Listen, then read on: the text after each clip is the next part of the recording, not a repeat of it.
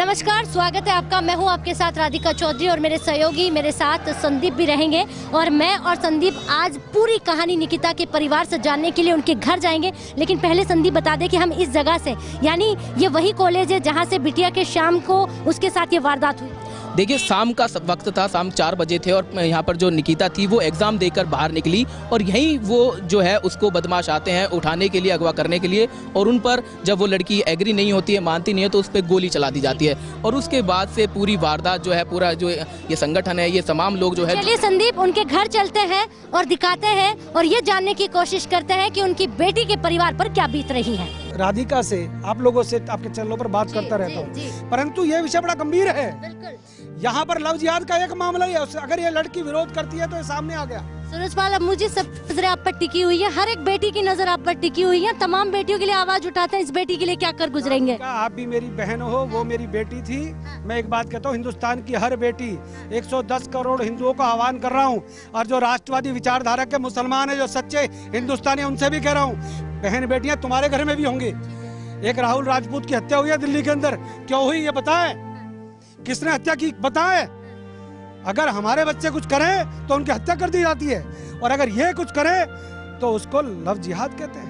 आप तो उस परिवार का सारा बायोडाटा जानते हैं, वहाँ से लेके यहाँ तक का, तो क्या करेंगे? कितनी गाड़ियां फाइनेंसरों की उठा रखी हैं, कितने डकैती डाल रखी है। जिसने रिवॉल्वर उपलब्ध कराई वो भौंडसी जेल के अंदर बंद है, और उस भौंडसी जेल के अंदर जो बंद बैठा है उसने गुड़गांव के सुरेंद्र फोगाट नाम के सेक्टर 29 के एसएचओ का अपहरण किया था। अगर तो आप जानते हैं, ये सब तो आप जानते हैं। अगर वो हथियार उपलब्ध करा रहा है तो जो सब विधायक है, जो उसका परिवार है, जो बसपा से विधानसभा का चुनाव लड़ा है, उन्होंने किस प्रकार से मदद की है परिवार की, मैं मांग करता हूं प्रदेश के गृह मंत्री से उसकी जांच हो, और इन लोगों की मदद करने वालों को जेल की सलाखों के पीछे। मांग और ये आवाज तब तक है जब तक न्याय नहीं मिल जाता। बेटा ऐसा है, मेरे को कंगना रनौत के टाइम से, पद्मावत के टाइम से दुनिया अच्छे से जानते हैं। मैं एक बात कहना चाहता हूँ राधिका, मैं कानून हाथ में लेना भी जानता हूँ, मैं वकालत करके आया हूँ। बहुत शुक्रिया। लखनऊ कॉलेज का पढ़ा हुआ हूँ। मैंने जिस प्रकार से वकालत की है ना, उस प्रकार से मैं कानून का हिसाब लेना भी जानता हूँ और देना भी जानता हूँ। बख्शेंगे नहीं। यही उम्मीद आपसे बेटियां कर रही है कि सूरजपाल अम्मू हिसाब लेना भी जानता है तो कानून को हाथ में लेना भी जानता है।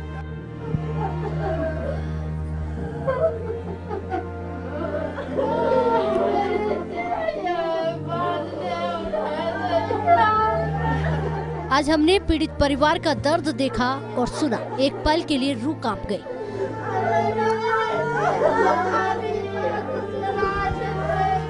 ये सुनकर कि निकिता के पिता ने कहा कि अब मैं ये शहर छोड़कर यहाँ से पलायन कर लूंगा, क्योंकि मेरी बेटी को मारने वाले लोग काफी ऊंचे पद पर बैठते हैं। निकिता के घर में एक डर का माहौल था, एक सन्नाटा था। बेटी के जाने के बाद माँ ने अब तक कुछ नहीं खाया। वहीं पिता अपना दर्द छुपाए हुए, इंसाफ की टकटकी लगाए हुए इंतजार में बैठे थे। मासी की बेटियों ने कहा कि अब हम घर से बाहर नहीं निकलेंगे और अपनी नौकरी छोड़ देंगे। इतना ही नहीं, निकिता के परिवार की बाकी बेटियों ने सरकार से इच्छा मृत्यु जाहिर की है। वो बेटियों का दर्द, वो माँ का दर्द देखकर हर किसी की रूह कांप जाए। इंसाफ की गुहार लगाने वाला परिवार बार बार सरकार से अपनी बेटी के लिए इंसाफ मांग रहा है। मैं सरकार से ना अपने लिए, मैं तो मौत मांग रही हूँ। मुझे ऐसे नहीं मरना कि कल को कोई मेरा रेप कर दे या दिन दहाड़े गोली मार दे। इससे अच्छा मुझे पहले मौत दे दो या मुझे अनुमति दे दो अपनी जान लेने की। राखी, आप बहुत हिम्मत वाली है। ऐसा क्यों, मुझे बताओ, ऐसा क्यों? जॉब करती हूँ बेटा, मैं जॉब में जाने से डर रही हूँ कि कहीं मुझे मेरी बहन की तरह ना मार दिया जाए या कोई उठा के ना ले जाए, रेप ना कर दे, कुछ ना कर दे। ऐसा कुछ नहीं होगा। ऐसा की हिम्मत इतनी बढ़ चुकी है ना, इनके अंदर कोई डर नहीं है, क्योंकि कानून ही नहीं है, कुछ भी नहीं है। कहाँ सेफ है? हमारी गारंटी कौन लेता है? हम बोलते हैं इनको सजा दो अच्छे से, तो बोलते हैं तरीका होता है सजा देने का। हमारी सेफ्टी का कौन सा तरीका है? हमें वो भी तो बता के जाए कोई कि लड़कियों का ये तरीका है सेफ्टी का। इससे अच्छा हमें मौत दे दें, ये हमें वो मंजूर है। ऐसे नहीं बनना हमें कि कोई भी लड़का हमें मार जाए। राखी, आप तो उनके साथ थी, आपकी वो बहन थी, आप तो सब जानती है। एक बार बताइए, क्या उसने इतना परेशान किया? कहीं कभी फोन आया, कुछ ऐसा था? कुछ भी नहीं किया था उसने, फोन नहीं। 2018 में जो बात हुई थी वो सबको पता, उसके बाद से कुछ भी नहीं था। उसको लेके आते थे, छोड़ के आते थे, 1 साल तो कुछ दिक्कत ही नहीं हुई थी, ना कभी बताया। बहुत खुश थी वो, शनिवार को मिले थे हम।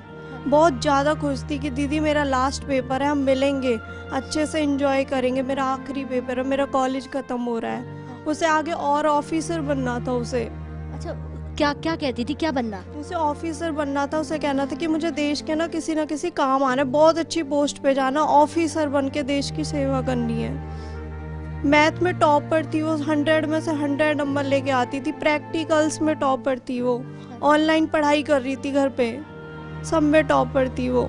लेकिन पापा तो कह रहे थे कि अभी इन दिनों कुछ ऐसा फोन पे लाया था जिसमें वो कह रहे थे कि शादी या धर्म परिवर्तन की बात करें। कुछ भी आप लोगों को नहीं बताया? इसके बारे में नहीं पता। कभी उसके चेहरे से आपने ऐसी दर्द की कोई झलक नहीं को देखी? मिली थी सैटरडे को, कुछ भी नहीं था, बहुत ज्यादा खुश थी, बहुत ही ज्यादा। हाँ। कोई दिक्कत ही नहीं थी, ऐसे लग ही नहीं रहा था कि उसको कुछ टेंशन है या कुछ प्रेशर है। हंस रही थी, स्माइल कर रही थी, फ्रेंडों के साथ थी। आप क्या लगता है निकिता? हम दोनों बहन हैं। आप भी बहन है, आप रोइए मत, आप ऐसे रोएंगे तो कैसे काम होगा। आपको ये निकिता की छोटी बहन है, निकिता के बहन की बेटी है ये, यानी आपकी बेटी है। आपको इसके लिए लड़ना, इसके लिए लड़ना है मुझे। तो फिर रोना नहीं है, इसके लिए लड़ना, आपको डरना भी नहीं है। आप क्या चाहती है सरकार से, क्या क्या मांगना चाहती है आप? कि हमारे मतलब उसको इंसाफ मिले, उसको एनकाउंटर करो ताकि मैं अपनी बच्ची को खुले माहौल में खुली सांस दिला सकूं। आपकी बेटी की क्या उम्र है? 4 साल की बेटी को कुछ नहीं होगा और ये सब कुछ ठीक हो जाएगा। माहौल में कुछ नहीं होगा। अगर यही माहौल रहेगा तो आगे तो माहौल बिगड़ना ही इस हिसाब से। तो जो आज का माहौल, उससे माहौल सुधरेगा कुछ लग रहा है? अगर यही सब चलता रहा तो आगे माहौल और खराब ही तो होगा। क्या ठीक होगा उसमें फिर? अगर आज कुछ नहीं हुआ ना मैम, तो आगे यही माहौल रहेगा और इससे भी गंदा होगा। आप बिल्कुल भी सेफ नहीं है। मोदी बोलता है ना, मैं एक बात बोलना क्या जोड़ के बोलना चाहती हूँ कि वो बोलते हैं ना कि मैं से बोलना चाहती मोदी जी से कि मैं राम राज्य बनाऊंगा। जब हमारे यहाँ पे राम राज्य में बेटी सेफ नहीं तो राम राज्य, जब सीता ही सेफ नहीं तो राम राज्य करके करेंगे क्या फिर? आप क्या? यही कहना चाहती हूँ, लड़कियों की सेफ्टी के लिए कुछ किया जाए। कॉलेजों के बाहर जो दुर्गा शक्ति की गाड़ियाँ खड़ी की जाएं, निकिता को कुछ फैसला अच्छा मिले, निकिता की आत्मा को शांति मिले। त्योहारों से पहले हमारे अभी ये जी रही है, उसके बाद हमारा फ्यूचर मेरी बेटी है। मतलब मैं क्या सोच के अपनी बेटी को पालूं कि कुछ आएगा कोई तुझे मार के चला जाएगा, बेटा बस जी ले, 20 साल तुझे जीना, उसके बाद मेरी बेटी क्या कोई लाइफ नहीं होगी उसके बाद? मुझे तो नहीं लगता वो जी पाएगी उसके बाद। एक बात बोलो, तुम डरोगी नहीं? तुम बोलो कैमरे के सामने, तुम खुलकर बाहर जाओगे, तुम जॉब करोगी। यही सरकार रही ना, और सरकार ने कोई नया कानून नहीं बनाया तो हम ऐसे ही डरेंगे और ऐसी मौत मांगेंगे अपने लिए, अगर इन्होंने कुछ नहीं किया तो। डरना नहीं है राखी, तुम्हें बाकी सभी बेटियों के लिए, घर में एक छोटी सी बहन है उसके लिए, मासी के लिए, इतनी सारी बेटियों के लिए राखी, तुम उसके बाद बड़ी और समझदार हो, तुम्हें कुछ कोई कानून होता तो आज मेरी बहन जिंदा होती ना। कोई कानून नहीं है, यार होती तो कुछ तो होता, मतलब कुछ तो मेरी बहन की सेफ्टी होती ना। आप ये बताइए वहाँ कुछ था? आप बताइए कुछ था? कुछ दिख रहा है आपको वहाँ? ये दर्द असल में बहुत कुछ कह रहा है और बयां नहीं कर पा रहे हम भी इस पर ज्यादा क्या बोल पाएंगे, क्योंकि ये दर्द सिर्फ इनका परिवार समझ पा रहा है। एक बेटी जो हंसती हुई खेलती हुई अपने एग्जाम्स को देने के लिए घर से विदा लेकर गई थी, 2 मिनट की दूरी पर उनकी माँ बैठी हुई थी कि बेटी बाहर आएगी तो एग्जाम से सीधा उसे घर लेकर जाऊंगी। लेकिन उस 2 मिनट के बीच में ऐसा हो गया, ना माँ को पता था, ना पिता को, ना बहनों को पता था। एक माँ साया बनकर 2 साल से साथ जा रही थी, छोड़ रही थी हमेशा। ऐसे ही जाती थी मौसी, उसको सुबह कॉलेज छोड़ती, फिर हमारे घर पे जाती, फिर वो कॉल करती, फिर उसको लेके घर पे आती। यही सब चल रहा था तब से कंटिन्यू। बीच ये हो गया, अचानक से हो गया। और लेने भी जाता था, भाई लेने जाता था, कुछ पता नहीं था मैम। वो इतनी खुशी, पता है घर पे मम्मी बता रही हैं कि सुबह पेपर होने से पहले घर पे आई है, तो मतलब घर में नए स्टॉल वगैरह से दुपट्टे रखे हैं, तभी मम्मी ने उसको नया दुपट्टा दिया है जो उसने उसमें ओढ़ रखा है। देखो बिल्कुल नया दुपट्टा, कि तो पता था कि 2 घंटे बाद ये बिल्कुल ऐसा हो जाएगा, उसमें पूरा खून में हो गया है वो दुपट्टा। सिर्फ 2 घंटे पहले उसको नया, एग्जाम से पहले ही नया, उसने बोला मासी मुझे ये स्टॉल पसंद है, आप मुझे ये दे दो। तो उन्होंने बोला बेटा ले ले, रख ले तू ये है, और 2 घंटे बाद ही वो स्टॉल ऐसा हो गया मैम। राखी और मासी, मैं आपको इतना कह सकती हूँ कि हमारे देश में सब कुछ होगा, नया कानून भी बनेगा और हमारी बेटियों की आवाज़ है वो बुलंद भी होगी, लेकिन हमें हार नहीं माननी है। राखी कहावत है, उसमें एक कहावत में बोलते हैं ना कि मतलब अंधी को बोलते हैं कि तुम्हारा भाई आया है, लेकिन वो कहती है जब मैं छू लूंगी ना मैं तब यकीन करूंगी, जब जिस दिन हो जाएगा ना मैम कुछ, मैं तो उस दिन यकीन करूंगी, चाहे कुछ भी। और ये कभी नहीं होना, क्योंकि उनकी बेटियां नहीं है ना, खट्टर सरकार उसकी बेटी नहीं है ना, ये जो सरकार की बेटी होगी तभी तो ये कुछ करेंगे ना, हम तो आम जनता है ना।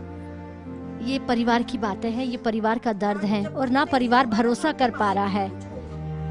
जब आप कुछ करके दिखाएंगे ना तभी हमें विश्वास होगा कि हाँ कुछ हुआ, लेकिन जब तक नहीं होगा ना हमारे लिए तब तक कुछ नहीं है। निकिता आखिरी बार कुछ बोल पाई जब तक वो आईसीयू में गई, हॉस्पिटल लेकर गए, कुछ बोली? कुछ भी नहीं बोला उसने, कुछ भी नहीं, कुछ था ही नहीं, सारा ब्लड निकल चुका था रास्ते में ही, बिल्कुल सफेद हो गई। आखिरी फोन सिर्फ मम्मी को ही आया? हाँ मम्मी को ही आया था, वो भी 2 सेकंड की, मम्मी मैं बाहर निकली हूँ आप लेने आ जाओ बस। उसके बाद तो उसकी फ्रेंड का ही फोन आता है कि उसको गोली लग गई है। अभी आपने ऐसा देखा उस लड़के के कोई मैसेज, कोई कॉल 2018 के बाद, 2018 से पहले? मैंने उससे जब भी बात की है उसने बहुत अच्छे से बात की, हंसी मजाक करती, खूब मुझे बोलती दीदी आपके पास आएंगे हम घूमने के लिए, ये सब मतलब घर में प्लानिंग कर रहे हैं। आप कहाँ रहते हैं? हिमाचल में, मेरे हस्बैंड आर्मी में है ना तो उनकी पोस्टिंग हिमाचल में ही है, तो वो वहाँ पे घूमने के लिए मतलब ऐसे बोलती थी कि दीदी हम घूमने आएंगे। मैं उसको बोलती हाँ ठीक है बच्चे आना घूमने के लिए। मैंने कहा लेकिन पहले मिली थी आप? मैं तो उससे मिली थी अभी जून में, मुझे नहीं पता था कि वो मेरी उसकी आखिरी मुलाकात है, उसके बाद हम कभी मिल ही नहीं पाएंगे।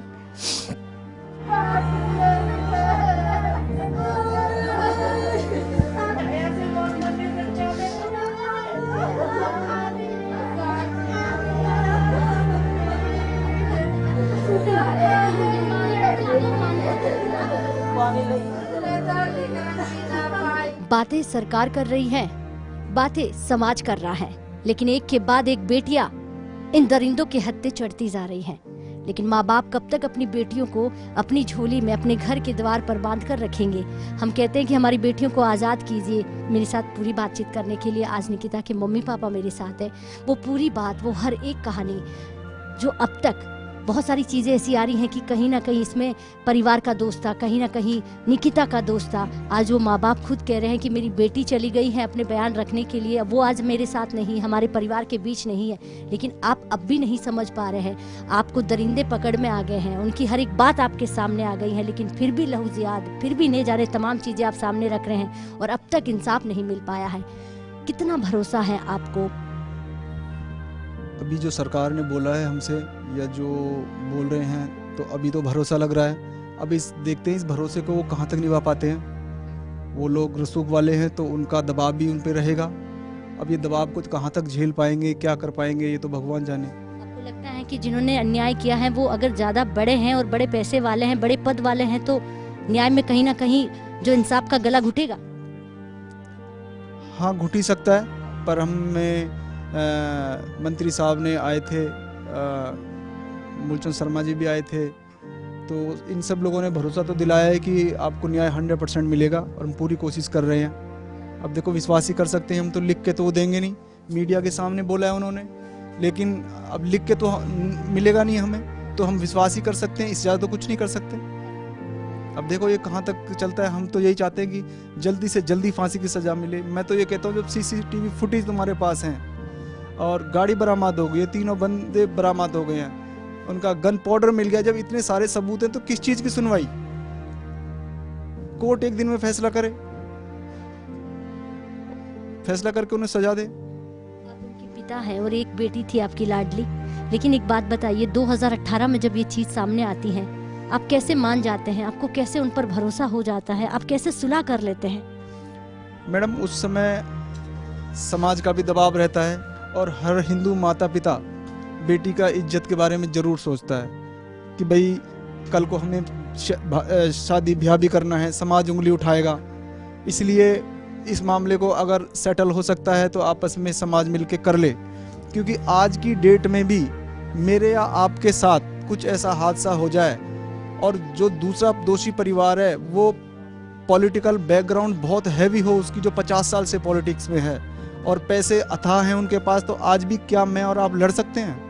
अगर मीडिया मेरे साथ ना होता या सब लोग ना होते तो क्या मेरी सुनवाई होती? मैंने कुछ लोग जिक्र कर रहे थे कि अभी भी कई केस हो गए हैं, कोई सुनवाई नहीं है।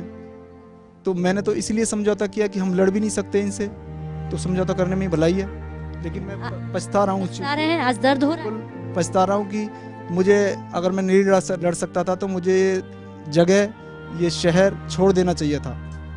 तो मैं अगर शहर को छोड़ देता तो मेरी बेटी शायद बच सकती थी। और मैं तो अभी भी कह रहा हूँ, अगर मुझे न्याय मिलने में देर हो गई तो जैसे मुसलमान लोग के जगह से हिंदू पलायन कर रहे हैं, मैं भी यहाँ से चला जाऊँगा। मैं तो मीडिया से यही करना चाहता हूँ कि मीडिया अभी कहे उन लोगों से जाके कि मेरे को न्याय मिले, नहीं तो ऐसी बात क्यों कर रहे हैं? एक पिता उस बेटी के लिए नहीं लड़ेगा जो चली गई है, वो आज मेरे लिए नहीं लड़ेगा, वो इस घर में छोटी छोटी जो बेटियां हैं, मासी की लड़की है, उनके लिए नहीं लड़ेगा, वो पलायन क्यों करेगा? पलायन करेगा लेकिन इनसे सेफ रह के लड़ेगा ना। अभी मैं इस एरिया में रहूंगा तो मुझे मार देंगे, जब मैं दूसरे एरिया में किसी सेफ जगह देखूंगा जाके लड़ूंगा, मैं कोर्ट की लड़ाई बंद थोड़ी नहीं करूंगा, मैं तो आखिरी तक लड़ूंगा। मैं तो इस न्याय की लड़ाई को आखिरी अंजाम तक ले जाके ही छोड़ूंगा, चाहे जो भी लगे, जितना भी टाइम लगे। अब हम लोग तो बर्बाद हैं, और भी हो जाएंगे, क्या हो गया? यहाँ पर आपकी बेटी की खबर कौन दे रहा था? वो पहला लास्ट ईयर एग्जाम देने जा रही थी, मास्क लगा हुआ था, 2 साल तक कुछ नहीं हुआ 2018 से अब तक, और आखिरी दिन उसको कैसे पता चल गया? आपको क्या लग रहा है? ये तो हमें भी नहीं पता मैडम, बिल्कुल भी। ये तो पुलिस इन्वेस्टिगेशन करेगी कैसे पता चला। पर हाँ, मैं इतना जरूर कहना चाहता हूँ कि कोई ना कोई तो है जिसने उनको इन्फॉर्मेशन दिया है, क्योंकि पेपर जो था, पेपर का टाइमिंग भी ऐसा है दोपहर का, नहीं तो जनरली सुबह होते हैं, और पेपर भी 3 ही दिन थे, खाली एक दिन छोड़ के था शायद, ऐसे कुछ था। तो ज़रूर कोई ना कोई तो किसी न किसी ने तो इन्फॉर्मेशन दिया है कि कब आएगी, कैसे आएगी, कहाँ क्या करना है। मेरा अंदाज़ा है, बाकी तो पुलिस ही देखेगी, इन्वेस्टिगेट करेगी क्या है क्या नहीं है, मुझे इसके बारे में पता नहीं है। पर हाँ, पहले से उन्होंने ज़रूर कुछ ना कुछ प्लान किया है। मैम, आप बेटी को छोड़ने जाते थे, कहीं ना कहीं आपको था कि नहीं मैं बेटी की सुरक्षा करूं, उसके साया की तरह उसके साथ खड़ी रहूं, फिर आपको भरोसा हो गया कि नहीं अब अकेले आएगी, अकेले चली जाएगी? जी, उस दिन भी हम गए थे कॉलेज छोड़ के, हम पास ही भी सिस्टर के घर बैठे हुए थे, उसने पेपर ख़त्म करते ही फ़ोन किया है, हम तुरंत वहाँ से खड़े हो गए, तुरंत हम चल दिए। 2 मिनट की दूरी पे घर था, बस हम निकले हैं घर से तुरंत, तब तो फ़ोन पहुंच गया दूसरी लड़की का कि फटाफट आ जाओ, निकिता के साथ ये हो गया। बस हम पहुंचे। जी, आप बताओ। जी, मेरी पत्नी को निकिता ने फ़ोन किया था कि मम्मी आ जाओ और पेपर हो गया है। अब वहाँ पे हमारे साड़ू भाई का घर है, मुश्किल से 2 मिनट की दूरी पे ही, तो ये वहाँ रुके हुए थे। अब इनके पास जैसे ही फ़ोन गया कि निकिता ने बोला कि मम्मी आ जाओ, मेरा पेपर ख़त्म हो गया है, तो ये घर से चल दिए, और इतने में ही फ़ोन आ गया। वो पहले ही ताक लगाए बैठे हुए थे कि वो गेट से बाहर निकले, और ये 20-30 सेकंड के अंदर जितनी वीडियो क्लिप आपने देखी है, इस वीडियो इतनी टाइम में कौन क्या कर सकता है, ये पूरा दिन की कहानी, ये दिन कहानी है। लेकिन मैं आपसे ये पूछना चाहूँगी कि 2018 में, क्योंकि आप लोगों को मालूम था ऐसा कुछ हुआ है, आपने फिर उस बात के लिए दोनों से सुलह भी हो गया, सब चीज़ें हो गई, लेकिन चीज़ें तो ये भी उठ रही हैं कि कहीं ना कहीं दोनों तरफों से प्यार था, फिर लड़की मना कर गई। आप तो सब जानती, आप तो माँ है, क्यों उन सवालों को बंद नहीं कर देती, क्यों उनका मुंह नहीं बांध देती? नहीं, बिल्कुल ऐसा कुछ नहीं है, बिल्कुल गलत है, दोनों तरफ से कोई प्यार नहीं था। उसे अगर ऐसा होता तो वो वापस नहीं आती, पहली बात तो, और अब भी वो अपनी जान नहीं देती, बैठ जाती गन के सामने। कौन नहीं बैठ सकता, मैं होती मैं भी उसकी जगह, तब मैं भी गाड़ी में बैठ जाती, लेकिन नहीं, वो बैठी। ये सब गलत है बिल्कुल, कि दोनों तरफ से प्यार था, कोई प्यार नहीं था। 2018 में भी वो वापस आ गई, उन्होंने खूब दबाव भी डाला शादी का, लेकिन उसने मना कर दिया, नहीं मुझे कुछ नहीं करना है, मैं अपने घर जाऊँगी। और अब भी यही हुआ, वो उसकी बात नहीं मानी, इसीलिए उसको गोली मार दी। कभी धर्म परिवर्तन की जहाँ बात की जा रही है, आपकी बेटी ने कभी बताया कि कुछ ऐसा मेरे साथ मुझे कहा जा रहा है, मुझे बोला जा रहा है, पापा मुझे इन चीज़ों से आप दूर करो? हाँ, पहले बार ही बोला था उसने मुझे। कब बोला? 2018 में? या मैं बोला था, तो जब ये फैसला सारा हो गया, ख़त्म हो गया, और उसके बाद हमें कोई शिकायत भी नहीं मिली, पुलिस की तरफ से भी हमें पूरा आश्वासन मिला, और उनकी तरफ से मिला, और एक एफिडेविट पे थाने में ये रिकॉर्ड होकर ख़त्म हो गया। उसके बाद हम इसकी मम्मी जाती थी स्कूल और लेके आती थी, ये करीब साल भर तक चलता रहा। उसके बाद हमें भी निडर हो गई कि उन्होंने आश्वासन दिया और कोई दिक्कत भी नहीं हो रही है, हम भी निडर हो गए, अब कोई दिक्कत ही नहीं है, तो फिर वो हमने भेजना चालू करे, नॉर्मल पोजीशन ही चल रही थी। फिर पीछे उसने बताया था मेरे पास कि ऐसे ऐसे शादी करने के लिए कह रहा है। मैंने घर से मिलके बात बताया निकिता ने, तो मैंने कहा पीछे कब? अभी इन दिनों में? हाँ, तो मैंने कहा ठीक है, हम इन दिनों में फोन आ रहा था, कहीं ना कहीं उस पास कोई चीज़ ऐसी आ रही? हाँ, कुछ आया था ऐसा, जो मेरे को उसने बताया, मैंने कहा बेटा हम मिलके बात कर लेंगे, और ऐसा अंदेशा बिल्कुल था ही नहीं कि ऐसा मर्डर जैसी कोई सोच सकता है। ये बात आपको उसने बताई कि कोई मैसेज आ रहा है, कोई फोन आ रहा है, सुलह कर, आप वापस पुलिस स्टेशन नहीं गए, फिर से थाने नहीं गए कि फिर से सुलह होने के बाद में भी वो ऐसी बात कह रहा है, वो शादी की बात कर रहा है? नहीं, वापस नहीं गए। मैंने सोचा कि अपने परिवार से मिलके एक बार चले जाएंगे, बात कर लेंगे। ऐसा अंदेशा थोड़ी था कि एकदम ये मर्डर जैसी इतनी भयानक घटना हो जाए, कोई सोच भी नहीं सकता, हमारे से दिमाग से बाहर है ये चीज़ें। नहीं सोचा कि कभी ऐसा होगा, लेकिन ये कोई नहीं सोच सकता, एक पिता तो क्या कोई नहीं सोच सकता कि एक बेटी के साथ ऐसा होगा। लेकिन अब सरकार, जैसे सूरजपाल अम्मू जी भी यहाँ पर आए और वो अपना आपको साथ पूरा साथ रखे, अरे सरकार को झुकाना भी जानता हूँ, सरकार से लड़ना भी जानता हूँ, तो कहीं ना कहीं हिम्मत है आपकी और आप हिम्मत से आगे रहेंगे। हाँ, मैंने दबाव तो उस टाइम भी बना, तो इस टाइम भी बन सकता है। आप ही ने कहा कि दबाव बना हुआ था लोगों का, तभी मैंने सुलह की। मैं उस बारी मेरे पास अब की बार जो है, मैंने मीडिया के बहाने, जो मीडिया जो मेरे को साथ दे रही है और मीडिया की वजह से जो लोग संगठन मुझसे जुड़ रहे हैं, तो मुझे लग रहा है कि मैं जो है इसको न्याय दिला पाऊंगा और मैं पीछे नहीं हटूंगा, क्योंकि कुछ संगठन हैं ये मेरे साथ हैं। अभी तक कोई दबाव वाली चीजें तो सामने नहीं आई, कोई आकर प्रेशर बना रहा है कि पीछे हट जाइए, अभी एक बेटी गई है और भी बहुत कुछ है? नहीं, अभी किसी का ऐसा कुछ भी नहीं, खाली डर है? ऐसा कुछ नहीं आया हमारे पास, ना किसी ने कहा है, बस डर है, क्योंकि पॉलिटिकल पावर से उनके पास, बस वो पॉलिटिक्स में पावर होते हुए हो सकता है कहीं सरकार पे, कहीं अफसरों पे कुछ दबाव बनाए, बस हमें ये डर है और नहीं। अपने इंसाफ के नाम तो जाना होगा ना, चाहे कितना भी पॉलिटिकल पावर हो, कुछ भी हो, लेकिन सरकार इंसाफ जरूर दिलाएगी, न्याय जरूर दिलाएगी, बस ये भरोसा बनाए रखिए। अगर सरकार चाहेगी तो हमें न्याय 101% मिलेगा, ये मुझे पूरा यकीन है, और सरकार नहीं चाहेगी और पीछे हटेगी तो मैं कुछ नहीं कर सकता। फिर ये संगठन है मेरे साथ जो मुझे पूरा सपोर्ट दे रहे हैं, ये लोग करेंगे जो भी करेंगे फिर आगे, क्योंकि लेकिन मुझे तो इंसाफ चाहिए ही चाहिए, किसी भी हालत में चाहिए। दोषियों को किसी हालत में नहीं छोड़ा जाएगा, जिससे आगे जाके जो है किसी दूसरी बेटी को तंग करें। ऐसा ना करें। मैं आपकी मैं लड़की मामा हूँ। आप मामा जी और एडवोकेट भी है? जी। एक तो मामा का फर्ज निभाना है और एक न्याय की प्रक्रिया को भी आगे लेकर जाना है, बेटी को इंसाफ भी दिलाना है। वो आपकी भांजी थी, क्या कर गुजरेंगे आप? हम जो भी कानून के तहत उसको हम फांसी की सजा दिलवाएंगे, फांसी तक पहुंचाएंगे उसके अंजाम। मालूम है ना, वक्त लग सकता है, कुछ भी हो सकता है, मामा पीछे तो नहीं हटेंगे? हम पीछे नहीं हटेंगे, कोई दुनिया की कोई ताकत ना जो मेरे को पीछे हटा सके।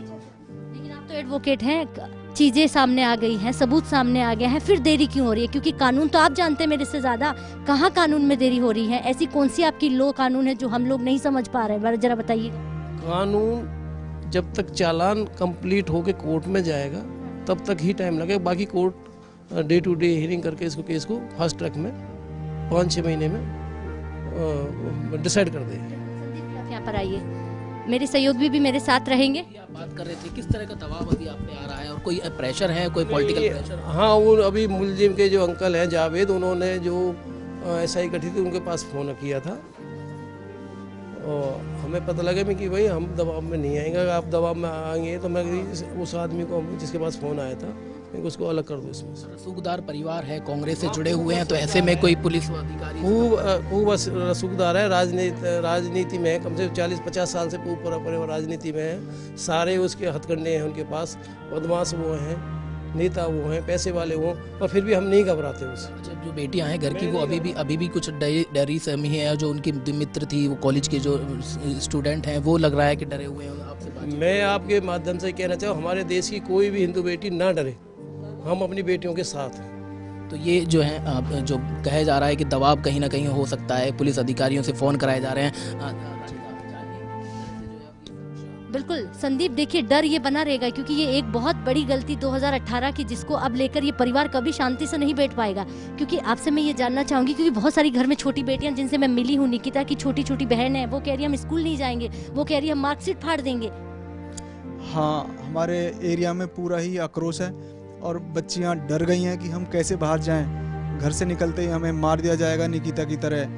तो मैं भारत की पूरी सरकार से, हरियाणा सरकार से और भारत की पूरी सरकार से ये कहना चाहता हूँ कि बेटियों की सुरक्षा कीजिए, क्योंकि बेटी नहीं रहेंगी तो ये दुनिया ही कैसे चलेगी। मेरी बेटी तो चली गई, लेकिन कुछ ऐसा करें कि जिससे आगे मेरी दूसरी बेटियां हैं, दूसरी बहनें हैं, सुरक्षित रहें। आप हिम्मत मत हारिएगा, मीडिया है आपके साथ, सरकार आपके साथ है, तमाम लोग आपके साथ हैं। बस आप हिम्मत से इस बेटी के साथ साथ बाकी अपनी घर में जितनी भी बेटियां, देश की बेटियां, उनकी आवाज़ बुलंद करनी है। आपकी तरह आप दोबारा ये ऐसी कभी बात नहीं करेंगे कि मैं पलायन करके चला जाऊं। मैं समझ सकती हूँ एक पिता का डर, लेकिन वो पिता अपने साथ साथ तमाम बेटियों को लेकर साथ चलेगा। एक माँ भी है, मैं उनसे भी एक सवाल आखिरी पूछना चाहूँगी। मुझे मालूम है कि आप सुबह से कुछ नहीं खा रही हैं, कुछ भी नहीं पी रही है, आपको अपनी बेटी की नहीं, घर की बाकी बेटियों की भी फिक्र है, लेकिन आपको इतना भरोसा रखना है कि हमारी बेटी आज बहुत बड़ा एग्जाम्पल देकर गई है। उसने कहा मैं धर्म परिवर्तन नहीं करूंगा, वो गाड़ी से बाहर निकल गई। नहीं तो आपने कहा कि गन के डर पर मैं गाड़ी में बैठ जाती। बिल्कुल बिल्कुल, मेरी बेटी ने बहुत हिम्मत दिखाई है, इतनी मैं भी नहीं दिखा सकती।